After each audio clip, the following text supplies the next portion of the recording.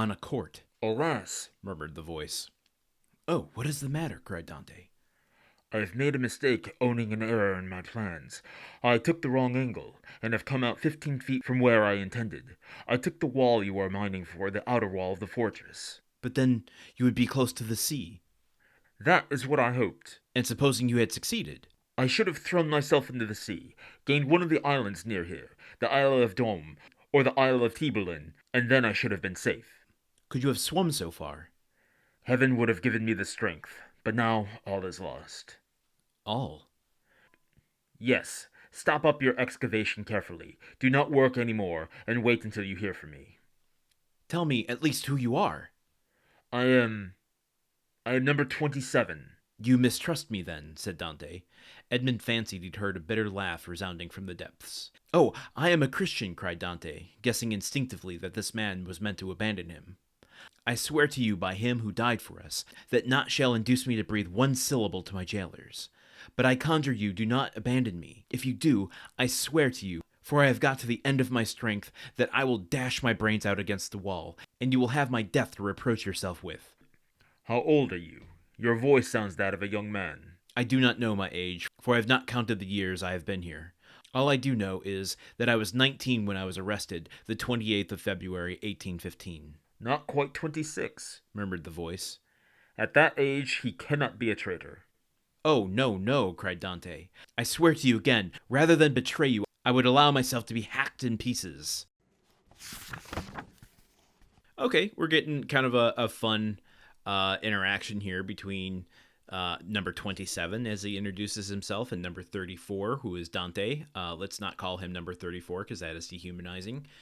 I couldn't help but kind of be put in mind of a cartoony vibe here. It's not at all, but like with number 27 burrowing underneath the prison floors, I just kind of put in mind of Bugs Bunny, trying to dig his way and having taken a wrong turn at Albuquerque and pops up inside of a cave somewhere. And I hope, just to comment on my own performance here, I hope it's not sounding too much like Bane with my choice of masking number 27's voice, since he's supposed to be talking to Dante from behind the wall. How old are you? Your voice sounds like that of a young man. I'm not trying to make it overly cartoony myself, but here we are.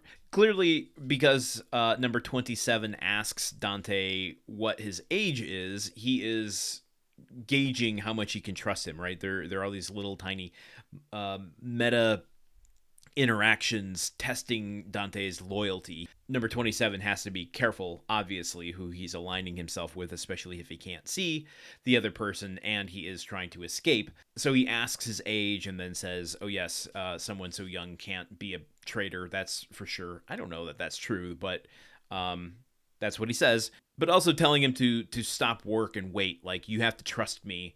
And if you do what I say, if you follow my instructions, then I know that we can work together, which, is yet to come. The other thing I was struck with here was just Dumas' use of really grotesque description of things. Dante saying that rather than betray you, I would allow myself to be hacked to pieces. Earlier saying, I swear to you, if you don't trust me, I will dash my brains out against the wall. This is the first really kind of like gory, violent, nasty imagery that we've heard of in this book. Kind of an interesting tonal shift in a way. What does it say about Dante's mindset here? He is at the end of his rope, but also like, okay, interesting. Sorry, I'm just realizing this in real time. Get ready for Landon's pretentious interpretation of Dumas' writing corner. Dante has been almost docile up to this point, right? And we've been talking about his rebirth, that the old Dante is dead. There was only number 34. And now he is rebuilding himself from the center of his being outward. And gone is the docileness, and he's replacing it with this really violent imagery. This is the first taste of it we're getting, and I wonder how that's going to play out the further he develops. He's at his wit's end and is explaining his desperation in violent terms.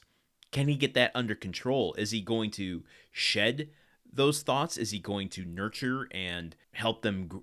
Is he going to nurture them and help them grow, guide him, motivate him? It seemed just kind of like evocative imagery to put inside of the text, but I'm wondering if this is a very keen turn for the core of who the new Dante will become. All right, that's all I've got for today. Let's continue here tomorrow for the penultimate episode of Chapter 15. It's been a long one, but we are finally there, and boy, oh boy, have we gone to some places this chapter, haven't we, folks? Until then, you know where I'll be. Yes, that's right, at the bookstore looking at that set of Dumas novels. Until tomorrow, okay, goodbye. The Countdown of Monte Cristo is part of the Gruntwork Podcast Network.